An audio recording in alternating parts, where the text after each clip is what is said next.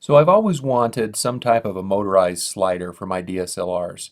I've never really used one before, but it looks like something that I'd like to have in my standard kit. Now I've been using GoPros a lot lately, especially this summer to do, family videos and things like that, and I really like the GoPro. I mean, the GoPro 4 Silver and the GoPro 5 are what I have. Fantastic little cameras. But I wanted to get that slider because I wanted to do some night photography and I wanted to do some cool stuff with movement in the foreground for time lapses and things.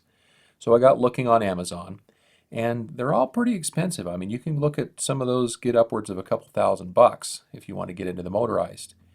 But then I saw the Grip Gear slider, the Grip Gear Movie Maker set, and it was $100.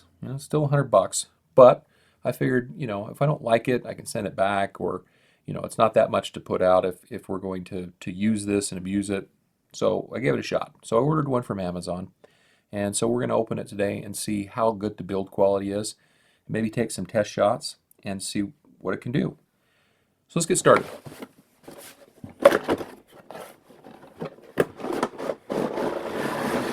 So when we open this up, pretty unassuming. Box is actually a pretty good quality box. I'd probably keep this to keep it in when I'm not using it.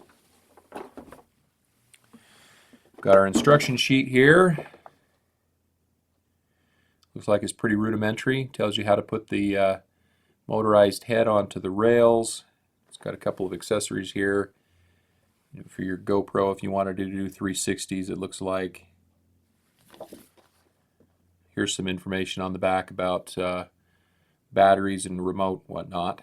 So we'll get to that a little later. And here it is. Kind of a flimsy little plastic tray that it's in, but if it's just going to keep it while you're not using it in storage, I think that's fine. So what do we have in the box?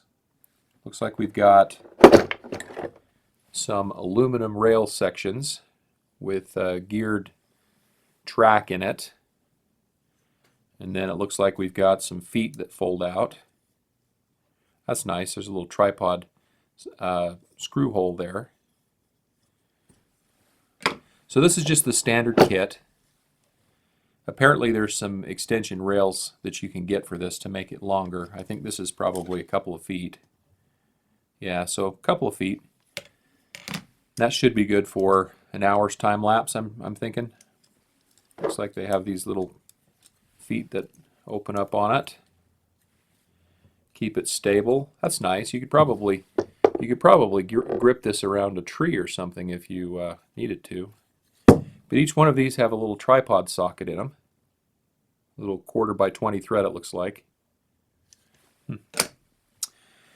Okay, what else do we have in the box? So we've got the remote.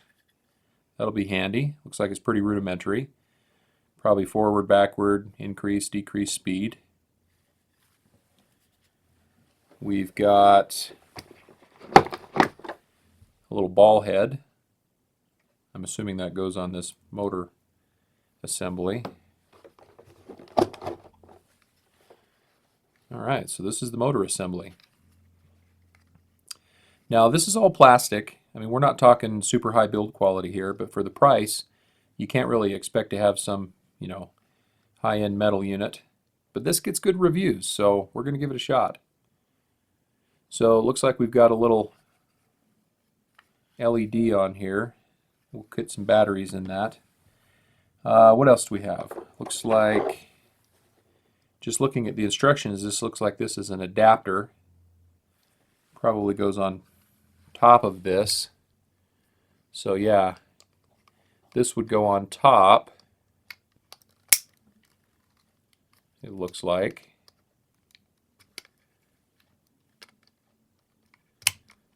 There we go.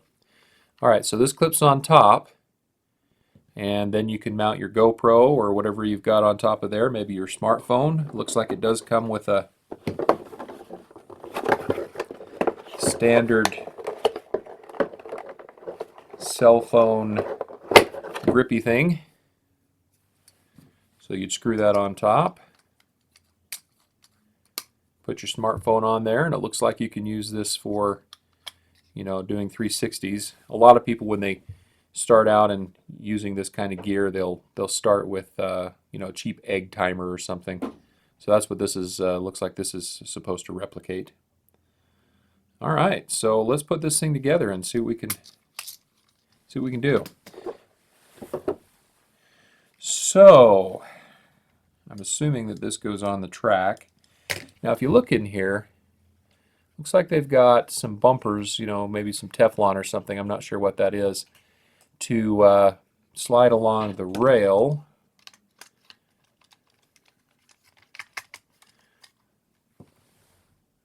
Oh, okay, so you're supposed to pull that detent out, it looks like, so that it can slide freely on the track. Let's see. Looks like this slides a little bit. It does. It's got some thumb screws on the bottom there that you tighten down. Slide this other track in. Tighten that down. Wow. I don't know if you can see this, but that is almost perfectly matched. Look at how perfectly matched that is. You cannot tell where that plastic track starts and where it ends. Now, that's pretty good engineering. All right. Let's see here. Ball head. That's going to go in this slot, it looks like. There's a little thumb screw here to keep it in place, it looks like. So we'll put that in there, tighten it down. All right, not too bad. So now we can put a GoPro on that and see what happens. So let's get some batteries in this, and then we'll take it outside and see if we can take some images.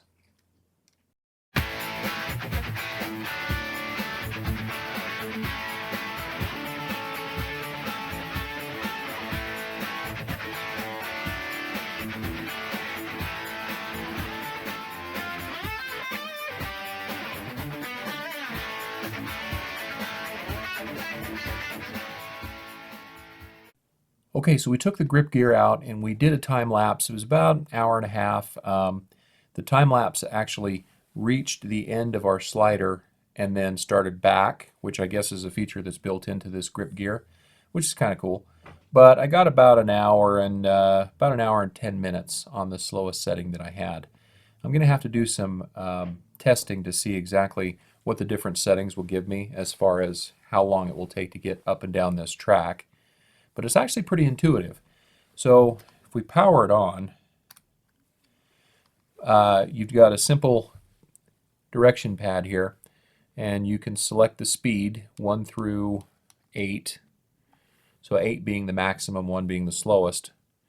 And then you just choose whichever direction you want it to go. I've got it set on 8 right now, which is probably going to be the best to show you how it moves. But you can see it moves along at a pretty good clip. I'm thinking on 8 we'd probably get 30 seconds before this reaches the other end. But like I say, I had it on 2, and I think I got just a little over an hour's worth of time lapse.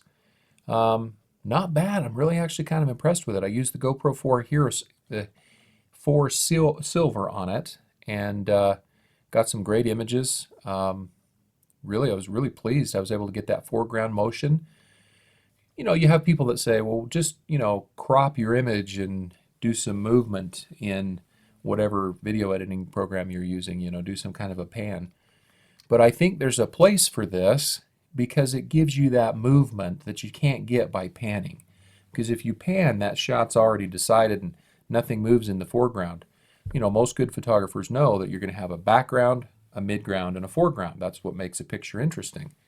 And so that's why I've always wanted to try something like this, because I love those time lapses where you have, you know, a beautiful background, maybe it's mountains, and then you've got a lake in the middle, and then the camera's moving, and in front of it is, you know, weeds or cattails or something.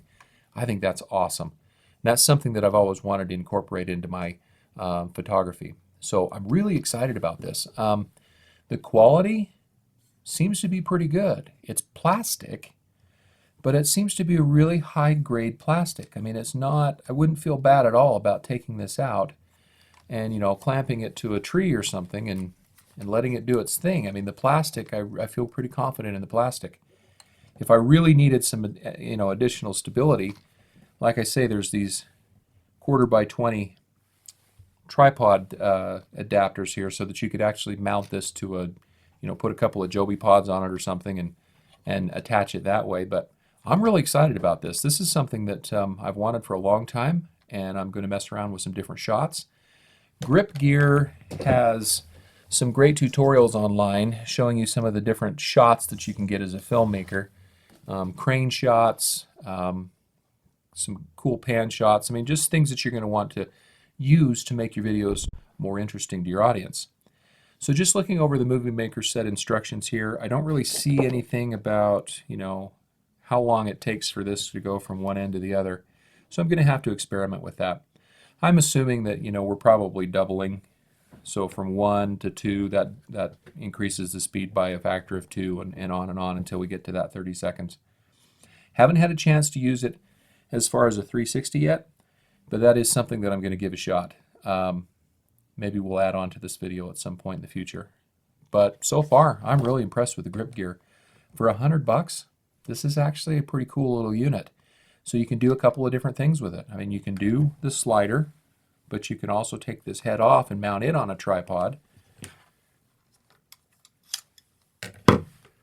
So if we take this head off, there's a 1/4 by 20 nut here as well.